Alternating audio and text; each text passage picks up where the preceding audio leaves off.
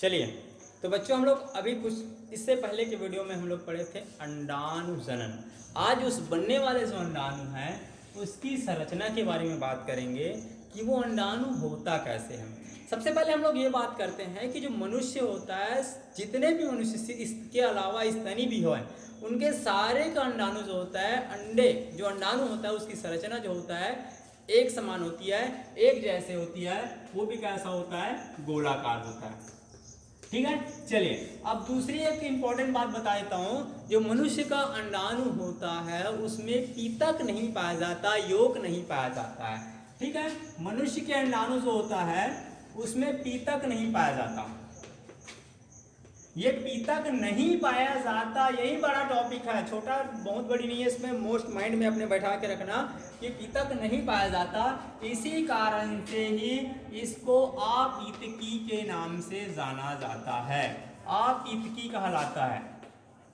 ठीक है, चलिए हम लोग बात कर रहे थे इसमें अंडाणु के बारे में। मनुष्य का अंडाणु में पीतक नहीं पाया जाता, पीतक नहीं पाया जाता, इस कारण से इसको क्या बोला जाता है, अपीतकी कहते हैं। मनुष्य के जो अंडाणु होता है तो पीतक नहीं पाया जाता, स्पष्ट बोल दिया मैंने, पीतक नहीं पाया जाता। तो पीतक नहीं पाया जाता, उसके बाद क्या पाया जाता होगा। तो इस प्रकार हम लोग देखते हैं कि जो अंडाणु होता है इस प्रकार गोलाकार जो संरचना होता है, इसमें पीतक नहीं पाया जाता, पीतक नहीं पाया जाता। और पीतक नहीं पाया जाता उसके बदले में पाया जाता है आपका कोशिका द्रव्य। इस प्रकार से उसमें क्या पाया जाएगा, कोशिका द्रव्य पाया जाता है। और कोशिका द्रव्य जो भरा होता है वही उनको भोजन के लिए सप्लाई करता है, फूड मटेरियल सप्लाई करता है।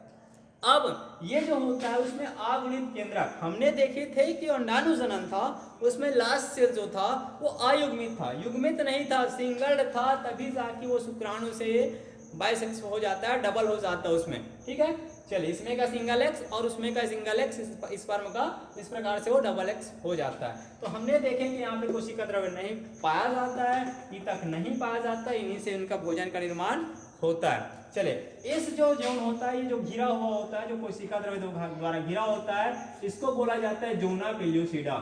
जोना पेल्यूसिडा के नाम से इसको जाना जाता है। ठीक है, और इनके जो आंतरिक आवरण और इसके जो बाहर जो और बाहरी आवरण के रूप में और जो आवरण बहुत बड़ा बड़ा आवरण जो पाया जाता है वो आवरण कहलाता है आपका कोरोना रेडिएटा। इस प्रकार से आप लोग इसको बना सकते हैं, चित्र डायग्राम, ये कहलाएगा आपका कोरोना रेडिएटा।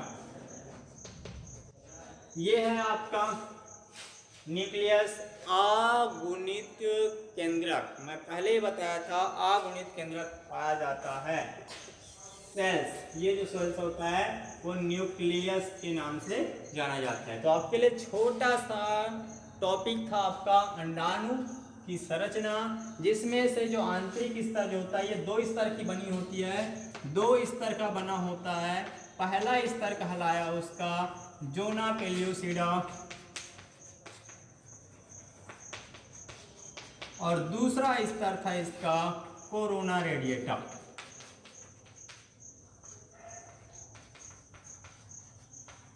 ठीक है, ये जो था जोना पेल्यूसिडा था वो आंतरिक आवरण था और कोरोना रेडिएटा था वो था आपका बाहरी आवरण। तो इस प्रकार से आपकी अंडाणु की जो संरचना होती है वो कंप्लीट होता है। ठीक है।